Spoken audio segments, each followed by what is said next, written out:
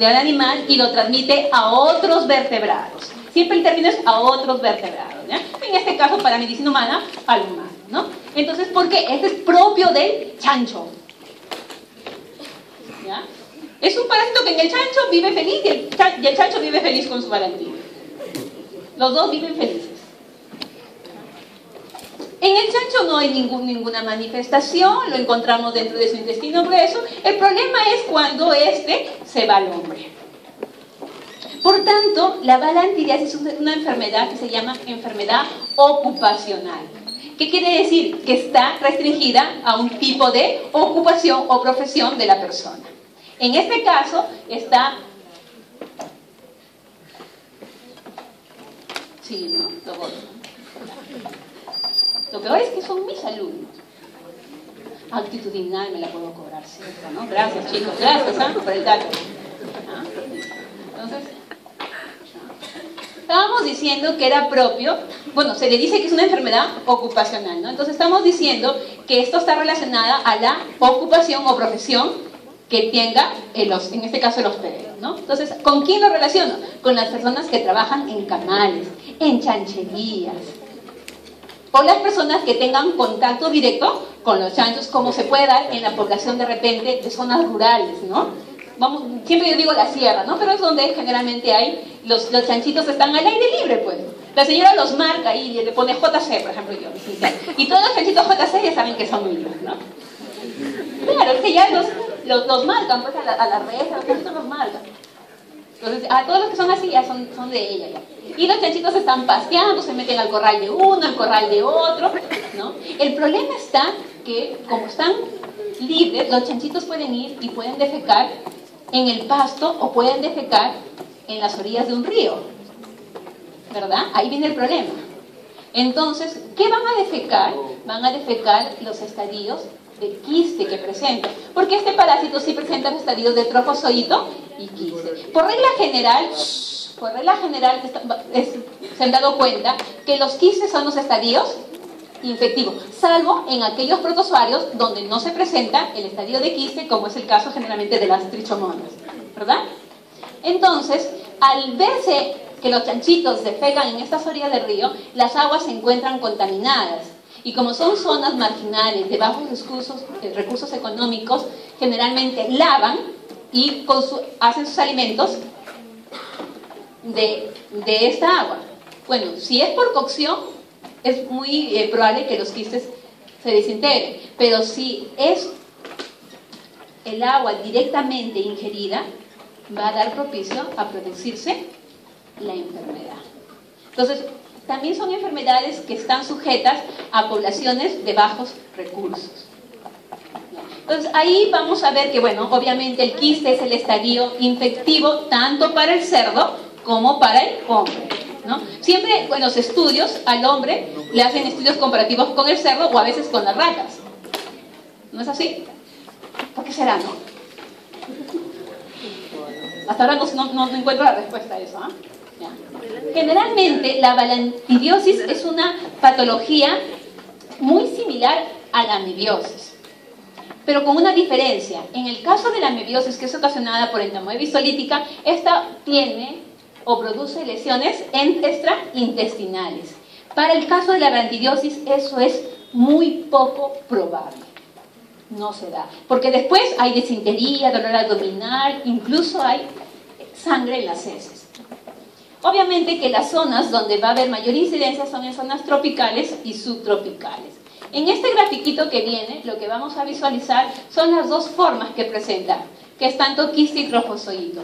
Y es uno de los protozoarios más grandes que infectan al hombre. Cuando hemos visto amebas, desde la entamoeba coli, que es la más grandecita, que hasta habrán visto ustedes, hasta la endolimas, que es la más chiquitita, ¿verdad? Y hasta, si alguien se acuerda, el chiromasti, que también era chiquitito, ¿no? Todos los hemos visto en 1000, ¿sí? En 1000, ¿verdad?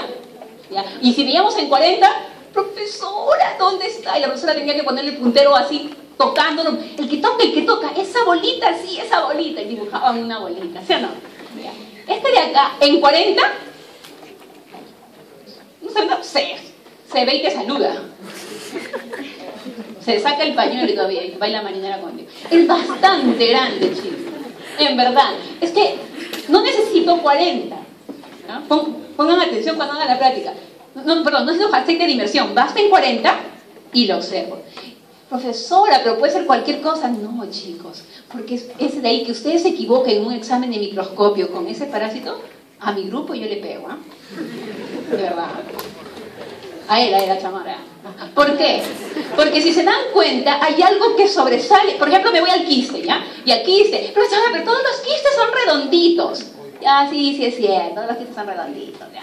Pero en medio de ese quiste yo estoy viendo, yo siempre digo, estoy viendo un frijolito, un riñoncito. Estoy viendo, hay algo.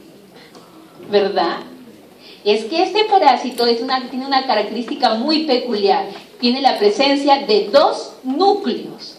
El que lo estamos viendo, que yo le digo como manera, bueno, un frijolito, pues ya por decirlo así, ¿no? De repente no tan frijolito, pero lo ven, ¿no? Está rojito, bien marcado, ¿no? Es el macronúcleo. Y sus funciones son funciones generalmente de nutrición, ¿ya? Es bien difícil de distinguir al segundo núcleo, porque ese es chiquitito. Ese se ve en un microscopio de mucho mejor resolución, así, que ese es el micronúcleo. Y ese micronúcleo tiene funciones reproductivas o de intercambio genético.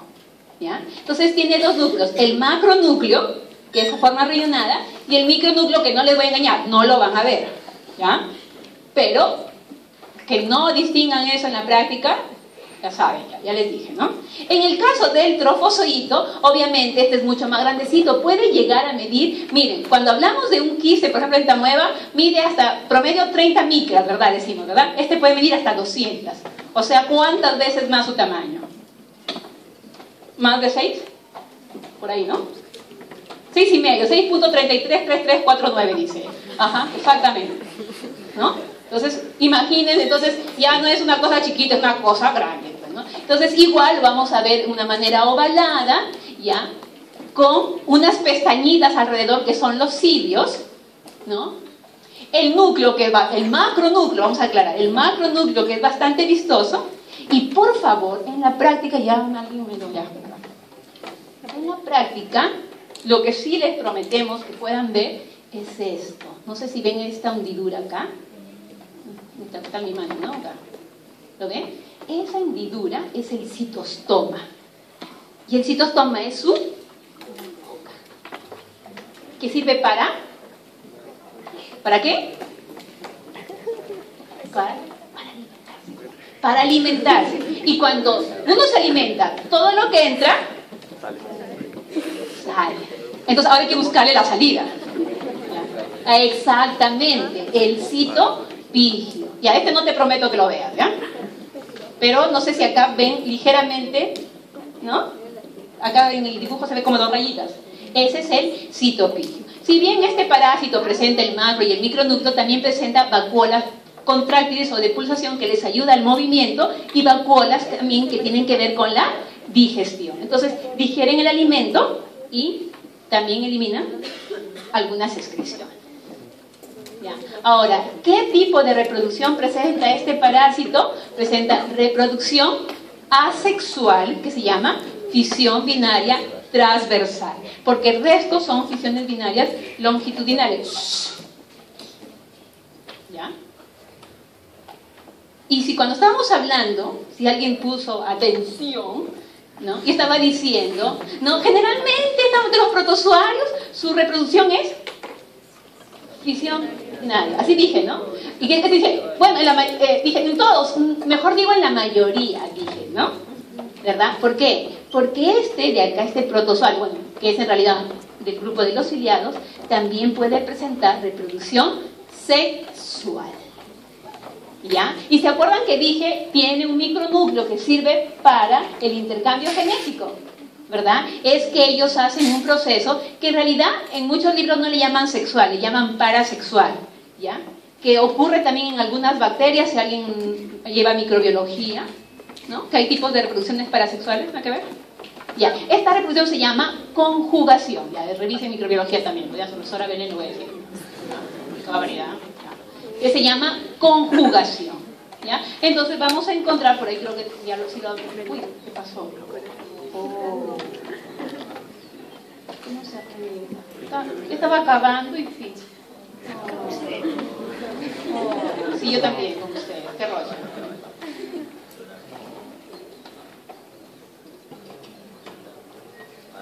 Ahí les había puesto, ¿ves? Miren. Se divide por fisión binaria transversal y también recurren al proceso de conjugación, que es un tipo de reproducción sexual o parasexual, algunos le denominan, ¿ya? Porque en la parte sexual lo redefinen mejor porque ya involucra el intercambio de dos organismos, ¿verdad? Acá hay intercambio de material genético. ¿Ya? Bueno, las manifestaciones o la sintomatología, como lo quieran decir, en el caso de la galantidiasis es obviamente diarrea, ¿no? Hay dolor abdominal, pérdida de peso, fiebre, deshidratación y obviamente hay espasmos musculares a nivel del estómago, y lo grave en esta galantidiasis es que puede haber perforación del intestino y puede llegar hasta la muerte del individuo. Ya, esos son los casos fulminantes, se le dice. Tanto es así que estos síntomas se los vamos a visualizar en las formas clínicas que presenta. Bueno, voy a empezar al revés. La sintomática, que no presenta sintomatología, y son las personas simplemente portadoras, ¿no? Y en el caso de la galantidiasis aguda, vamos a encontrar que se va a formar una úlcera, ¿no? Que va a afectar de algún modo la permeabilidad también de los enteros, de las células, ocasionando diarrea, moco, y como ha habido daño, va a haber sangrado. Entonces es muy probable que encontremos sangre en las heces, y aquí viene el problema, que puede ocasionarse perforación intestinal, ¿no? Y en la galantidiasis crónica vamos a encontrar también lesiones inflamatorias, pero como que ya ha pasado la etapa aguda, estas van a tener menor intensidad. ¿Y esto por qué se da? Se da porque ellos presentan una sustancia, una enzima, que se llama la hialuronidasa, ¿ya? Que es justamente un factor de virulencia de este parásito. Bueno, en el ciclo biológico, ya falta poquito, ya no se preocupe. En el ciclo biológico vamos a encontrar, obviamente, que el quiste es el estadio infectivo, ¿verdad? Este quiste va a ser ingerido por ingesta de agua, contacto directo con las heces de los animales, alimentos.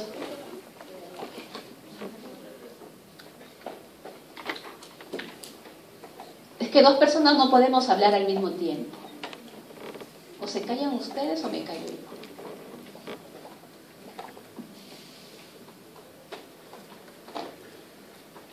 Lo peor es que son señoritas, ¿ah? Y las señoritas siempre nos caracterizamos por ser más señoritas. Estoy llamando la atención a chicas y creo que a mi alumna todavía. Ah, ya se está tapando la cara, ¿no? Lo estábamos diciendo que hace la ingesta del quiste. Y este quiste, al ser ingerido, primero va a llegar al intestino delgado. Es en el intestino delgado donde recién va a empezar el proceso de desenquistamiento. Mientras transcurre el pase del intestino delgado al intestino grueso, es que se va del quiste a liberar el trofozoito. Este trofozoito va a invadir, obviamente, al intestino grueso, va a ocasionar las lesiones, ahí va a ocasionar úlceras, que hemos dicho puede llegar hasta perforar a los intestinos, y algunos de que no se encuentran viviendo o que se van a liberar de esta, van a ser expulsados a través de las heces, ¿no? En las heces vamos a encontrar, obviamente, quistes, pero sí hemos dicho, las diarreas son muy abundantes, ¿no? O son tan, ¿cómo se dice? Tan consecutivas que tampoco le va a dar tiempo al trofozoito de enquistarse, y podemos encontrar estadios de trofozoito, ¿no? Lo más probable es que encontremos quistes, pero se puede dar el caso que encontremos los trofozoitos. Obviamente los trofozoitos no van a ser estadios infectivos, y los quistes igual van a permanecer un buen tiempo en el ambiente hasta la espera de un nuevo hóspede. En el caso de la patología, habíamos dicho, ¿no?, que esta se veía mediada por un factor de virulencia, entre comillas, se le dice así, ¿no?, por la secreción de una enzima que se llama ahí está, hialuronidasa, ¿no? Esta patología se da a través de tres pasos. El primer paso es el desenquistamiento, ¿no? Este desenquistamiento, bueno, lo estoy repitiendo, se inicia en el intestino delgado y termina en el intestino grueso, donde se liberan los trofozoitos. Ahí esos trofozoitos se van a agrupar y van a formar las llamadas colonias, ¿ya? Esos trofozoitos se van a unir ahí a los intestinos y van a formar la famosa colonia, donde van a iniciar un proceso lítico mediada justamente por esta enzima, donde esta enzima va a producir la ulceración de las células. Esta ulceración va a estar mediada también por la reproducción que tiene Balantidium, porque forma colonias, pero él va a seguir reproduciéndose y va a formar más colonias al punto que va a formar un montón de úlceras y un montón de accesos. Las úlceras son grandes y los accesos son pequeñitos pero recubiertos de moco, ¿ya? En el caso de las úlceras va a haber perforación al punto que puede haber sangrado. Cuando se ocasiona la perforación, puede darse cuadros como de peritonitis que termina siendo fulminante para el paciente. En el gráfico lo que estamos viendo es un corte histológico del intestino grueso, ¿no?, donde miren, ¡ay! Uy, sí, ¿no? Sí, ¿no? Bótenla ya. Acá, ya faltan 2 diapositivas. No sé si acá ven estos redonditos chiquititos, esos son los Balantidium. Entonces, una forma de diagnóstico tenemos, obviamente, si es a través de las heces, es el examen visual, ¿no?, directo, ya sea por un método directo o por un método de concentración. También podemos hacer coloraciones, como va a ser el caso de la práctica, para que ustedes lo puedan observar mejor. De otra manera es que cuando el paciente llega, por ejemplo, a una endoscopía y se le ve lesiones, hacerle una biopsia. Y en la biopsia lo que vamos a encontrar es la figura que mostré hace rato, el tejido y cómo los trofozoitos están impregnados ahí. Lo que sí hay que ver acá es diferenciarlo de otras manifestaciones, de otras patologías que tengan las mismas manifestaciones, como el caso de la amibiasis, ¿no?, como el caso de la tricocefalosis y como el caso de algunas disenterías, pero de carácter microbiano o por bacterias. Ahora, ¿cuáles serían las medidas de prevención para no adquirir estos tipos de parasitosis? Aquí las medidas yo las estoy dando general, ustedes las pueden dividir. Por ejemplo, miren, si yo hablo, por ejemplo, de una medida profiláctica para la yardiasis, yo diría la eliminación adecuada de las excretas de los perros. Obvio, ¿verdad? Me dice, claro, y es una cosa, ¿por qué toco ese tema? Ya estamos por terminar, chicos. Toco ese tema porque muchos van a los parques de repente con su perrito y en los perritos y en los parques dicen algo así como que su perrito, si ha defecado, júntelo, ¿no? Mantengan limpio. Pero les apuesto que la población en la mayoría no lo hace. El perrito defeca ahí y lo dejan ahí y viene otro perrito que de repente está sano.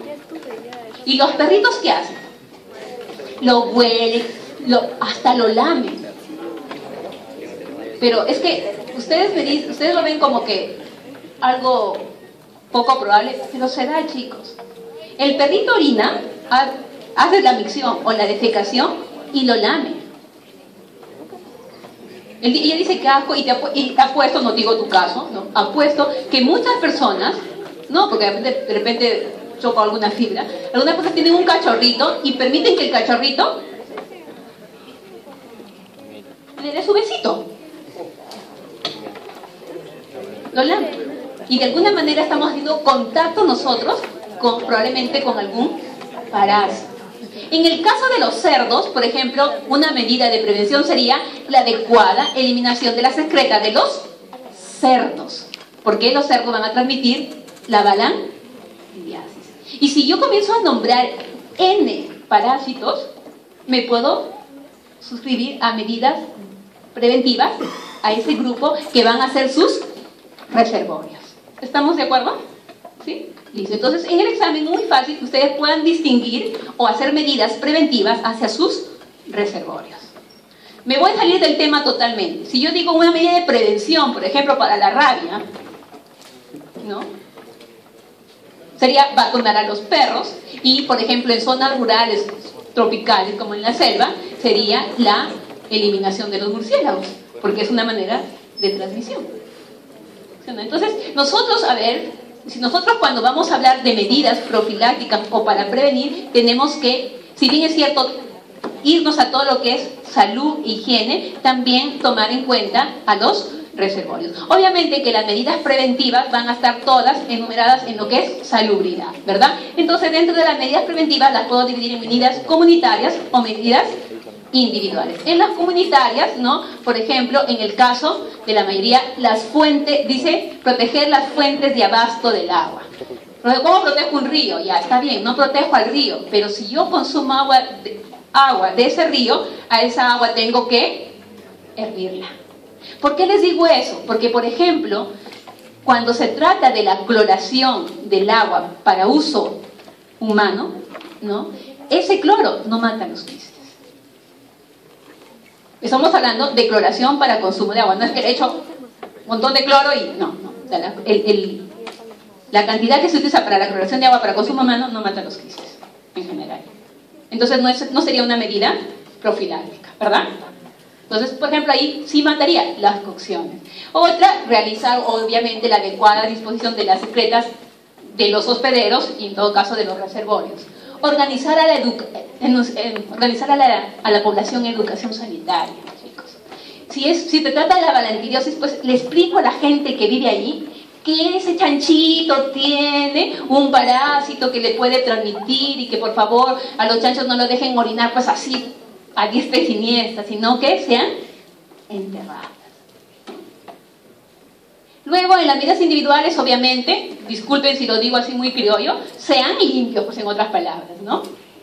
El lavarse las manos, en el caso de Trichomonas tenas,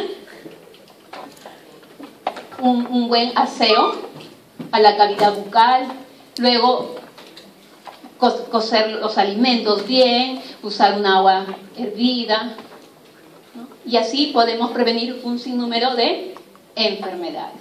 Chicos, hasta ahí llega la clase, pero antes que